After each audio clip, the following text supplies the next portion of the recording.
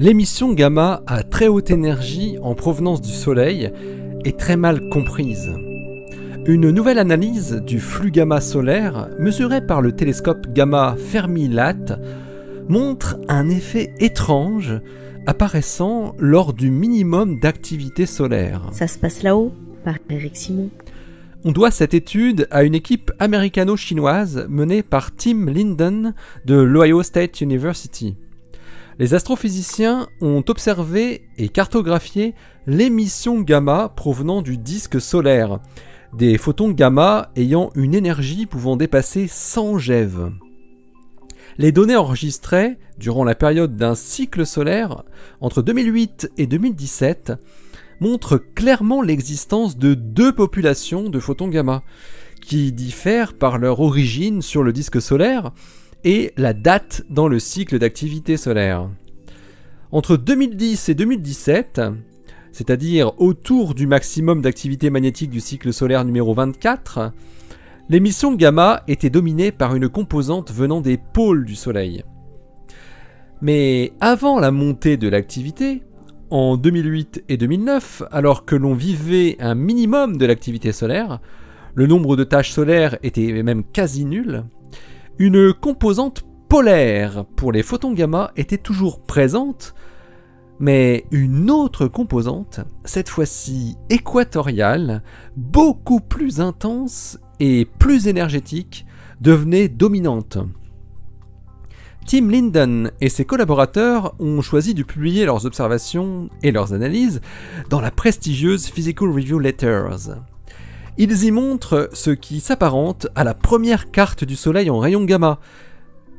Classiquement, on s'attend à voir des photons gamma en provenance du Soleil du fait des interactions des protons interstellaires énergétiques qui viennent s'écraser, entre guillemets, sur le Soleil, notamment sous l'influence des champs magnétiques omniprésents et qui peuvent être complexes.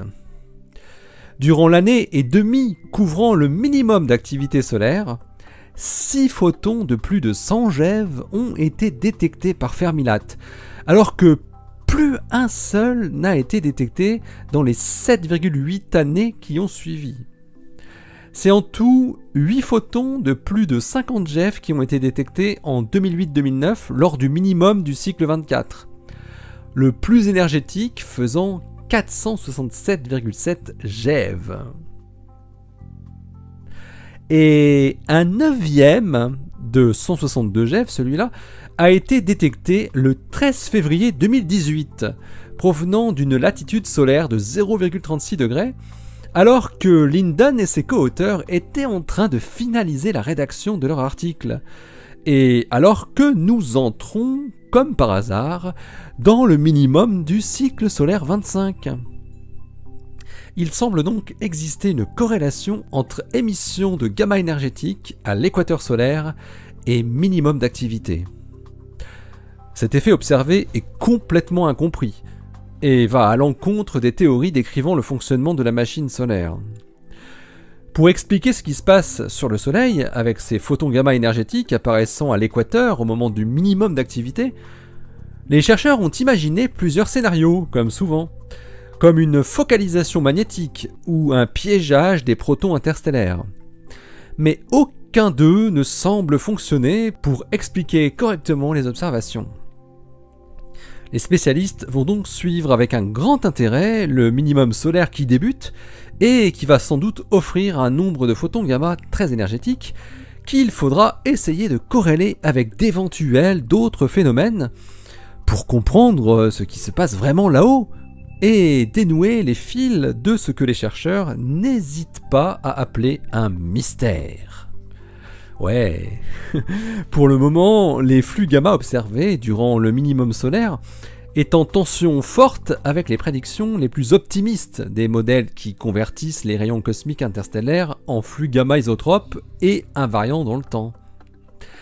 Si les observations futures détectent une émission gamma à des énergies même légèrement plus élevées encore, un nouveau mécanisme physique devra être imaginé pour l'expliquer.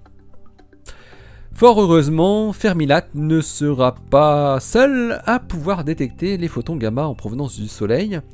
Le multidétecteur Hawk, situé sur les pentes d'un volcan mexicain, dont on avait déjà parlé ici sur Ça se passe là-haut, va permettre lui aussi de suivre au jour le jour l'évolution du flux gamma pendant le minimum du cycle 25. Un minimum d'activité qui pourrait bien être plus calme encore que ne l'a été le cycle 24. Allez, d'ici la prochaine, portez-vous bien, restez bien les yeux vers le ciel, pas trop vers le soleil quand même, hein, il faut s'en protéger, et donc restez bien les pieds sur terre. Allez, salut.